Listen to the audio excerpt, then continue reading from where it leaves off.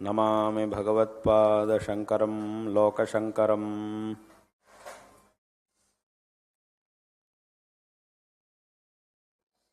जगद्गुरु श्री श्री आदिशंकर भगवत्पादाचार्य जी ने हमारे इस सनातन हिंदू धर्म का संस्थापन करके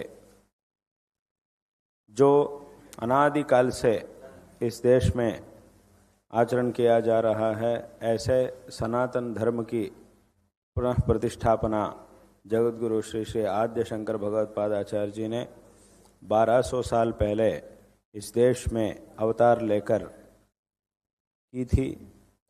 और उन्होंने विशेष रूप से सभी भक्तजनों में भगवान की भक्ति को जागृत करके धार्मिक आचरण के प्रति श्रद्धा को जागृत करके इस मानव जन्म जो है इसका मकसद क्या है, इस मार्ग को दिखाकर सभी लोगों को अनुग्रहित किया था।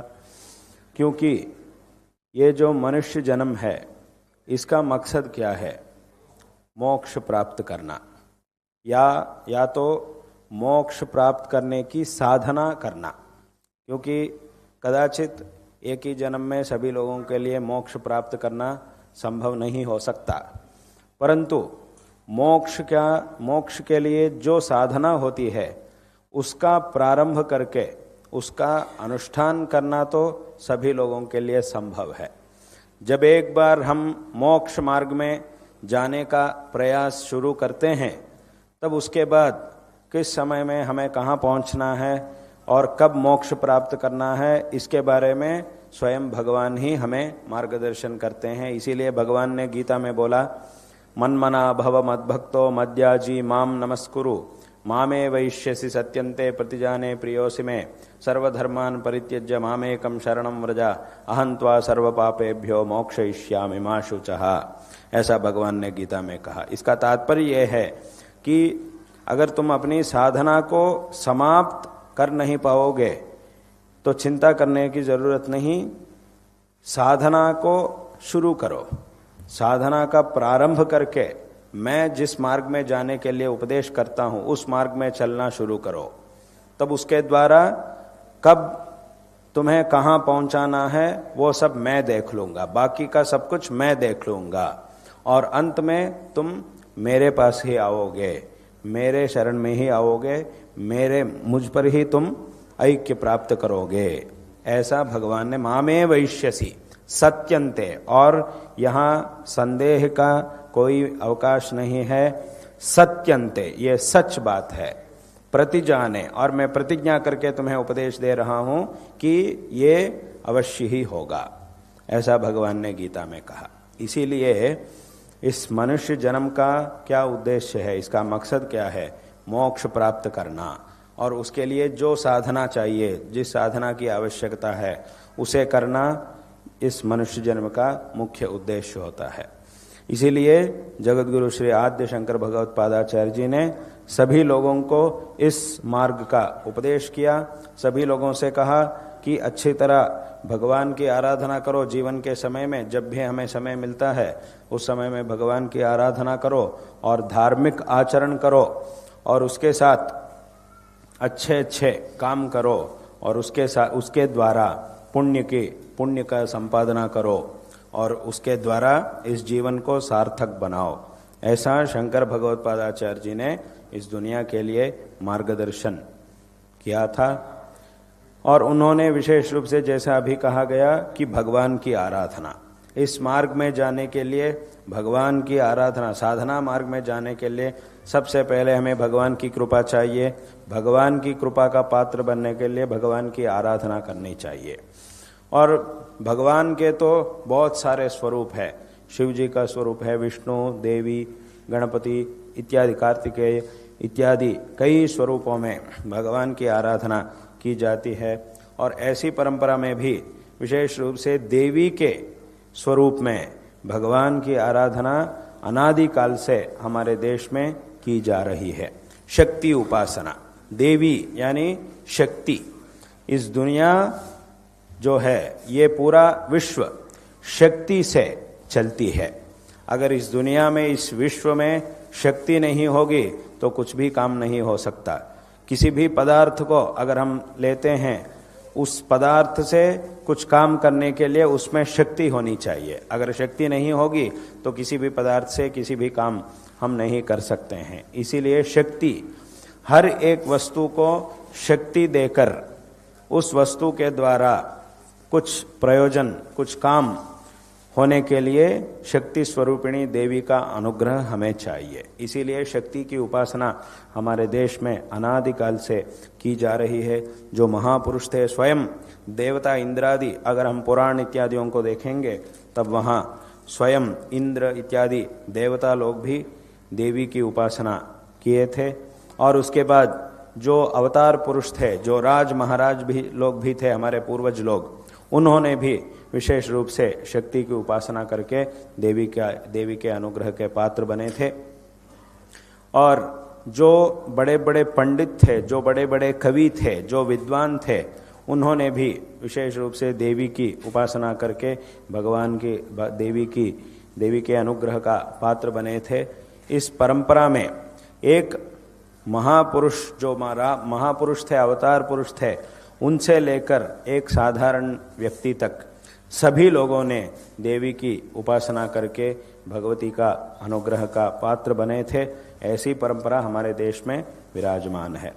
जो जैसा अभी आरंभ में कहा गया, जो हमारे सनातन धर्म के उद्धारक थे, स्वयं जगतगुरु आद्य शंकर भगवत्पादाचार्य जी, उन्होंने भी अपने अवतार के समय में देवी के बहुत सारे स्तोत्रों की रचना की थी, जैसे कि सौंदर्य लहरी स्तोत्र और देवी चतुष्षष्टि उपचार पूजा स्तोत्र इत्यादि कई स्तोत्रों की रचना शंकर भगवत्पादाचार्य जी ने की थी। और उन्होंने इस सनातन वैदिक धर्म का शाश्वत प्रचार के लिए दक्षिण दिशा में जिस आमनाय पीठ की स्थापना करने का संकल्प किया, उस पीठ को श्रृंगेरी क्षेत्र में उन्होंने स्थापना की थी। और उस पीठ में अधिष्ठात्री देवता के रूप में भगवती शारदा परमेश्वरी की प्रतिष्ठा उन्होंने की थी। इसीलिए इस पीठ का नाम शारदा पीठ प्रसिद्ध है। इसीलिए शारदा परमेश्वरी की प्रतिष्ठा उन्होंने की थी। और हमारे देश में जितने भी देवी के क्षेत्र हैं, उन क्षेत्रों में शंकर भगवत्पादाचार्य जी ने संचार करके उन क्षेत्रों में जाकर वहाँ देवी का जो सान्निध्य है उसे विशेष रूप से बढ़ाया। और वहाँ की जो पूजा विधि विधान थे, उन पूजा विधि विधानों को जो तामसिक, कुछ जगहों में शास्त्र विरुद्ध या तामसिक पूजा विधि विधान थे, उन विधानों को परिवर्तित करके उन्होंने जो शास्त्रीय पूजा विधि विधान होते हैं उनको वहाँ उन्होंने शंकर भगवत्पादाचार्य जी ने व्यवस्थापित किया। इस प्रकार कई देवी क्षेत्रों में शंकर भगवत्पादाचार्य जी ने विशेष रूप से क्षेत्रों का उद्धार किया। और ऐसे विशेष क्षेत्रों में से हमारे देश में जो प्राचीन देवी के विशेष सान्निध्य क्षेत्र विराजमान है, उनमें से जो दक्षिण दिशा में श्रृंगेरी क्षेत्र के करीब 100 किलोमीटर दूर में जो मूकांबिका क्षेत्र है, जिसका नाम कोल्लूर मूकांबिका क्षेत्र है, उस पवित्र क्षेत्र में शंकर भगवत्पादाचार्य जी पधार कर वहाँ उन्होंने तपस्या की थी। और उस समय में देवी का स्वयं प्रत्यक्ष दर्शन शंकर भगवत्पादाचार्य जी ने वहाँ प्राप्त किया। और वहाँ एक लिंग के रूप में देवी का सान्निध्य पहला था। और उसके बाद शंकर भगवत्पादाचार्य जी वहाँ जाने के बाद, वहाँ देवी की तपस्या करने के बाद वहाँ स्वयं देवी प्रकट हुई थी। और उसके बाद अब हम उस क्षेत्र में देवी की जिस मूर्ति को हम देखते हैं, नीचे तो शिवलिंग के रूप में देवी की सानिध्य है, और पीछे जो मूर्ति को हम देखते हैं, या तो चित्र में देखे होंगे बहुत लोग, और उस चित्र में जिस मूर्ति को हम देखते हैं, उस मूर्ति को शंकर भगवत्पादाचार्य जी ने प्रतिष्ठापित किया।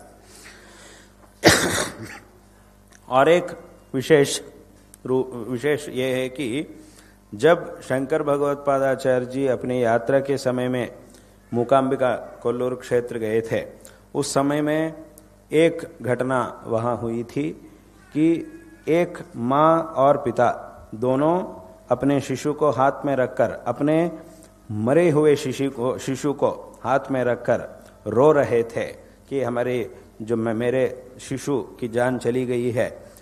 तो ऐसा देखकर रो रहे थे। उस समय में शंकर भगवत्पादाचार्य जी वहाँ उस मार्ग में से निकल रहे थे और उस समय में उन दोनों का जो दुख था उसे देखकर शंकर भगवत्पादाचार्य जी ने तुरंत ही उस शिशु को अनुग्रह करके फिर उन्होंने उस शिशु को जीवित कराया। ऐसी घटना वहाँ कोल्लूर क्षेत्र में हुई थी। इसे हम शंकर भगवत्पादाचार्य जी के चरित्र में हम देख सकते हैं।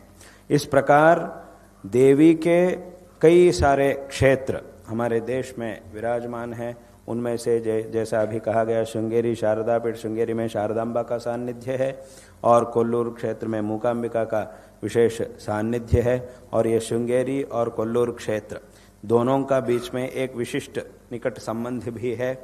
जब भी हम वहाँ जाते हैं, कोल्लूर क्षेत्र में जाते हैं, वहाँ देवी का पूजन हम स्वयं हमारे हाथों से करते हैं। वहाँ एक विशेष परंपरा है कि श्रृंगेरी पीठ के आचार्य वहाँ जाकर देवी के मंदिर में स्वयं अपने हाथों से देवी का विशेष पूजन करते हैं। ऐसी एक परंपरा अनादिकाल से, प्राचीन काल से विराजमान है। इसीलिए यहाँ कई सालों से पहले यहाँ इस प्रदेश में मूकांबिका का इस मंदिर का निर्माण करके यहाँ भगवती मूकांबिका का प्राण प्रतिष्ठा कुंभाभिषेक महोत्सव संपन्न हुआ था। तब से यहाँ देवी का, मूकांबिका परमेश्वरी का विशेष सान्निध्य यहाँ विराजमान है। और ये मंदिर सभी यहाँ के सभी भक्तजनों के लिए एक विशेष श्रद्धा केंद्र के रूप में ये मंदिर यहाँ विराजमान है। ये बहुत बहुत संतोषजनक बात है। और विशेष रूप से इस मंदिर को, इस दक्षिणाम्नाय श्रृंगेरी शारदा पीठ के मंदिर के रूप में अभी ये मंदिर यहाँ विराजमान है। ये हमारे इस श्रृंगेरी पीठ के इस मंदिर के रूप में यहाँ ये विराजमान है। ये बहुत बहुत संतोषजनक बात है।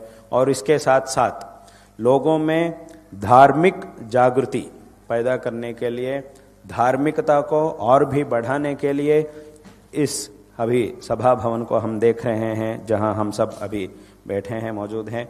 ऐसे सभा भवन में बहुत सारे धार्मिक आचरण और बच्चों से लेकर बड़ों तक सभी लोगों को धार्मिक जागरण करने का बहुत सारे कार्यक्रम यहाँ इस सभा मंडप में हो रहे हैं। ये भी बहुत संतोषजनक बात है। और इस कार्यक्रम में यहाँ जो भी कार्यक्रम होते हैं, इन सभी कार्यक्रमों में सभी लोग यहाँ उपस्थित होते हैं, इन कार्यक्रमों में भाग लेते हैं। ये बहुत संतोषजनक बात है।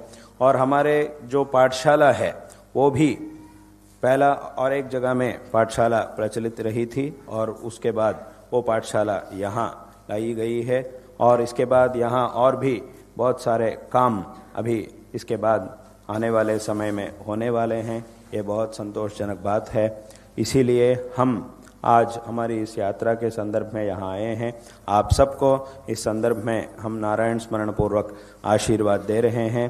श्री शारदा चंद्रमौली ईश्वरों की कृपा से और हमारे परम पूज्य गुरुदेव जो इस दक्षिणाम्नाय श्रृंगेरी शारदा पीठ के अभी वर्तमान जगतगुरु शंकराचार्य के रूप में विराजमान है, जगतगुरु श्री श्री भारती तीर्थ जी महाराज, उनकी कृपा से आप सभी को सभी प्रकार के श्रेय प्राप्त हो, ऐसा हम इस संदर्भ में नारायण स्मरण पूर्वक आशीर्वाद दे रहे हैं।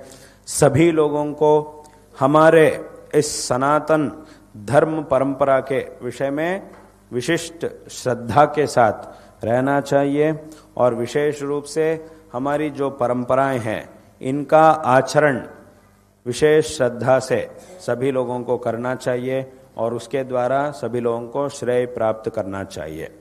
कुछ लोग ऐसा सोचते हैं कि आज हम बहुत सारे आधुनिक समय में हैं, आज हम जिस समय में है ये आधुनिक समय है, अभी टेक्नोलॉजी बहुत बढ़ गई है दुनिया में, इतने सारे टेक्नोलॉजी हम सभी मनुष्यों ने बहुत सारे टेक्नोलॉजी में है, सुविधाएं को हम पा रहे हैं।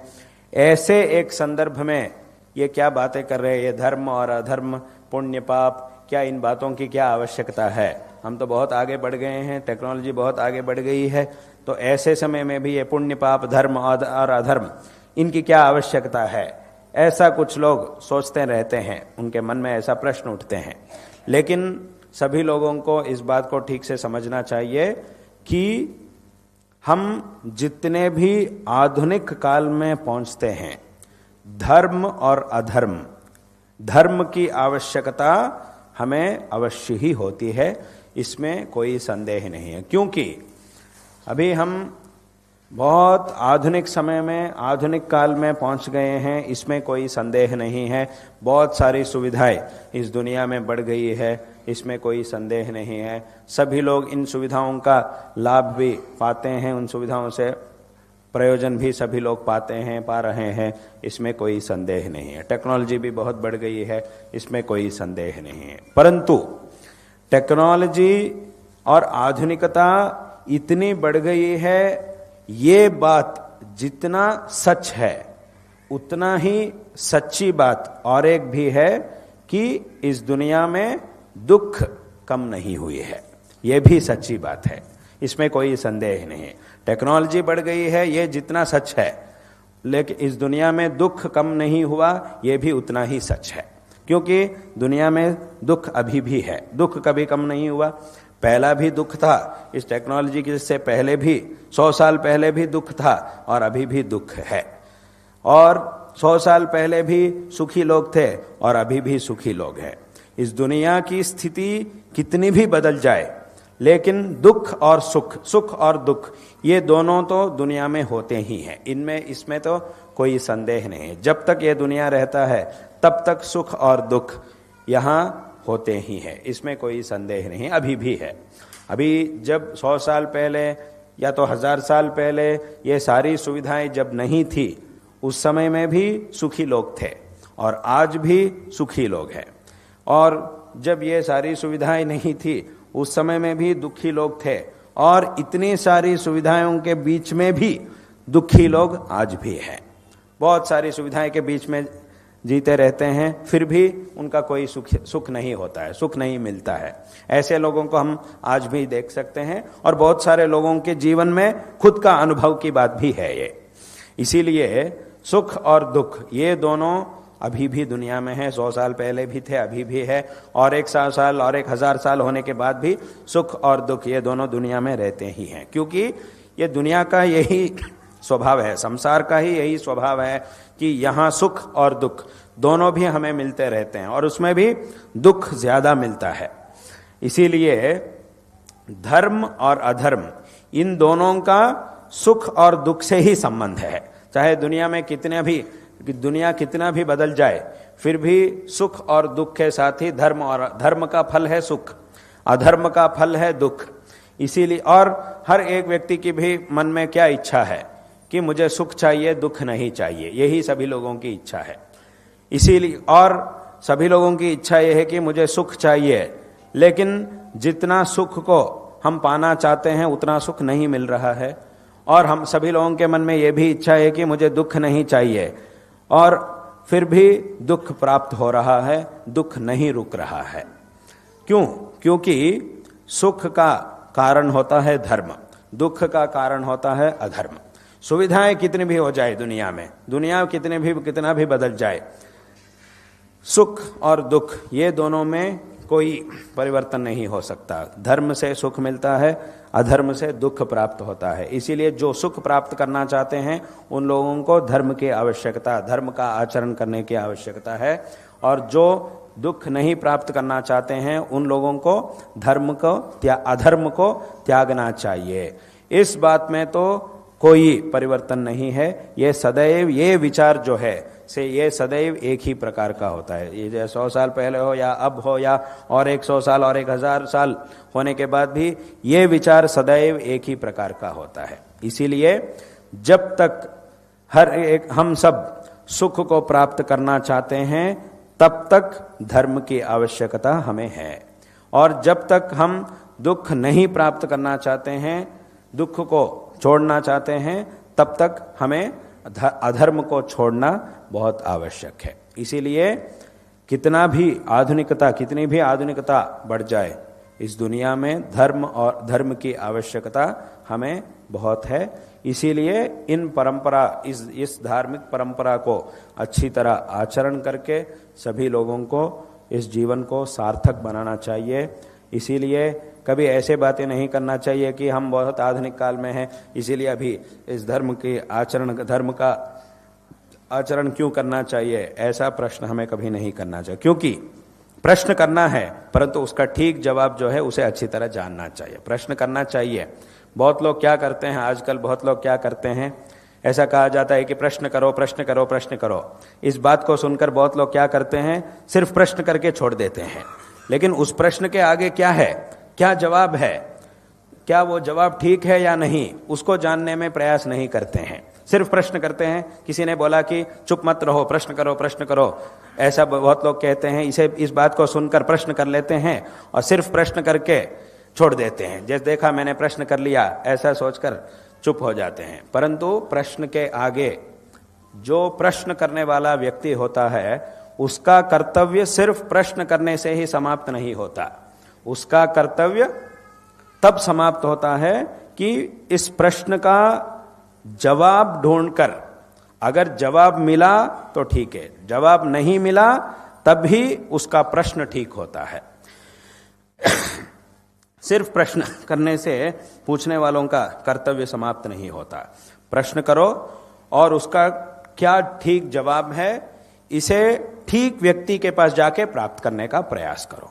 अगर ठीक व्यक्ति से भी इस प्रश्न का जवाब नहीं मिला, तब आपका प्रश्न जो है वो ठीक है, उसका जवाब नहीं है, तो आपका उत्कर्ष सिद्ध होता है।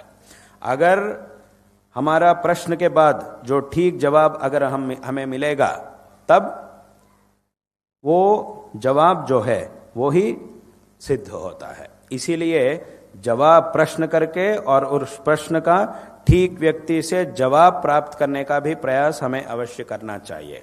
यहां हमारे धर्म में हर एक प्रश्न का भी ठीक जवाब है, शास्त्रों में हर एक प्रश्न का भी जवाब है। यहां ऐसा कोई प्रश्न नहीं है जिसका जवाब नहीं है, हर एक प्रश्न का भी यहां जवाब है। धर्म के विचार को जब भी हम सुनते हैं, उस समय में हमारे मन में जो भी कुछ भी प्रश्न उठते हैं, इन सभी प्रश्नों का शास्त्रों के अनुसार ठीक जवाब है और उस जवाब को जानने का प्रयास हर एक व्यक्ति को करना चाहिए। सिर्फ प्रश्न करके हो गया मेरा कर्तव्य, ऐसा कभी नहीं समझना चाहिए, सोचना चाहिए।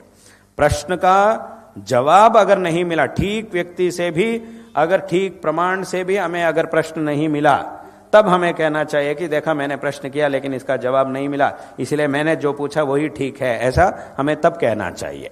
लेकिन धर्म के विचार में हर एक प्रश्न का भी यहाँ जवाब है, हर एक प्रश्न का भी यहाँ अवश्य ही हमें जवाब मिलने वाला है। इसीलिए सभी लोगों को इस बात को अच्छी तरह समझना चाहिए कि धर्म के बारे में प्रश्न भी करना चाहिए और उस प्रश्न का ठीक व्यक्ति से ठीक जवाब को भी हमें प्राप्त करना चाहिए। क्योंकि प्रश्न करना चाहिए। जब भी हम कुछ नए विचार सुनते हैं, हमारे मन में कुछ प्रश्न उठते हैं, ये मनुष्य का स्वभाव है। इसीलिए जब भी हमारे मन में कुछ प्रश्न उठते हैं, संदेह उठते हैं, उन प्रश्नों का ठीक जवाब हमें अवश्य ही प्राप्त करना चाहिए। इसीलिए परंतु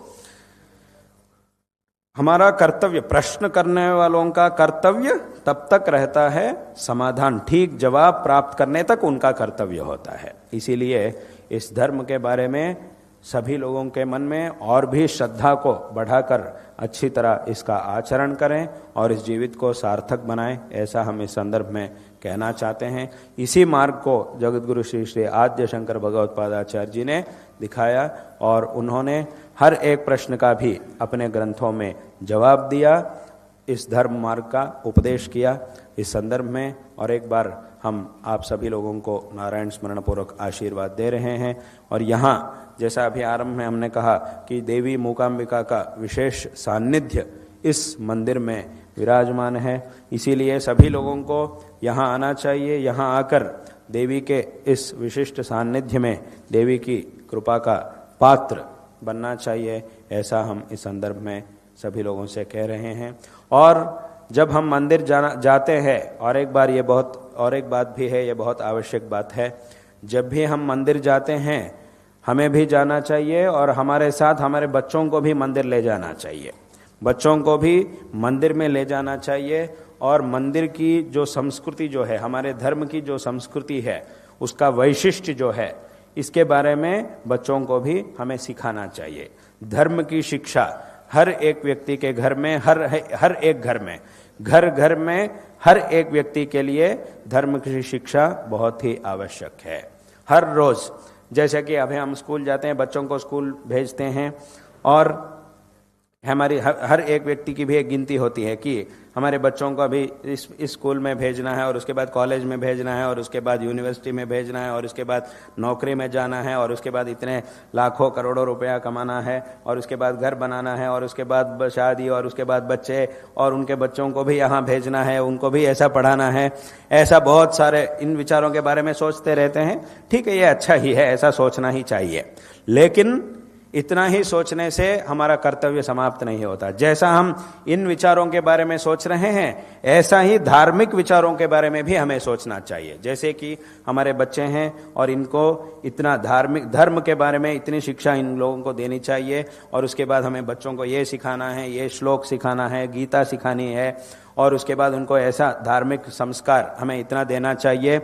इतने सालों में इतना धार्मिक संस्कार बच्चों को हमें दिलाना है, इसके बारे में भी सोचना चाहिए। क्योंकि अंत में हम लौकिक विचारों के बारे में जितना भी हम सोचेंगे, अंत में हमारे साथ रहने वाला एकमात्र विचार है धार्मिक विचार। ये बाकी जो लौकिक विचार जो भी होते हैं, लौकिक प्रयास से जितना भी हम कमाते हैं, पैसे, घर, ये जो कुछ भी होता है, इन सबको एक दिन हमें अवश्य छोड़ना ही चाहिए।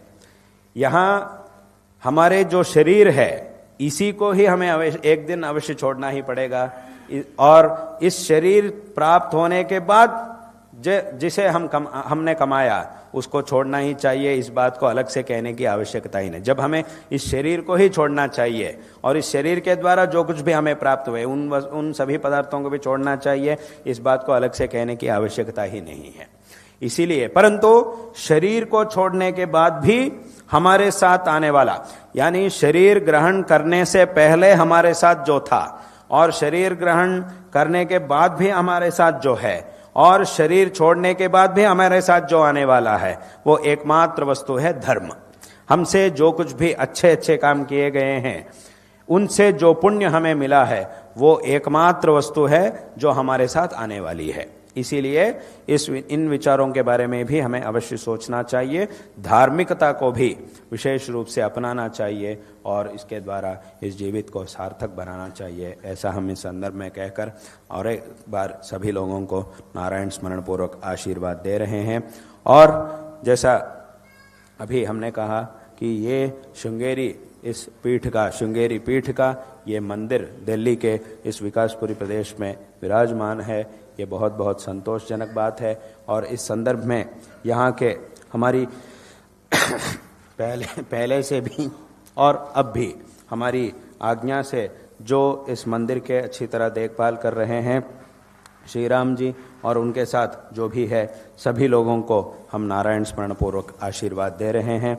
और यहाँ जो भी भक्तगण यहाँ के सेवा कर रहे हैं, और यहाँ के जो भी छात्र हैं, जो भी विद्वान है, जो भी वैदिक लोग जो है, आप सबको भी हम नारायण स्मरण पूर्वक आशीर्वाद देकर इस भाषण को यहाँ समाप्त करते हैं। हर नमः पार्वती पतये, हर हर महादेव।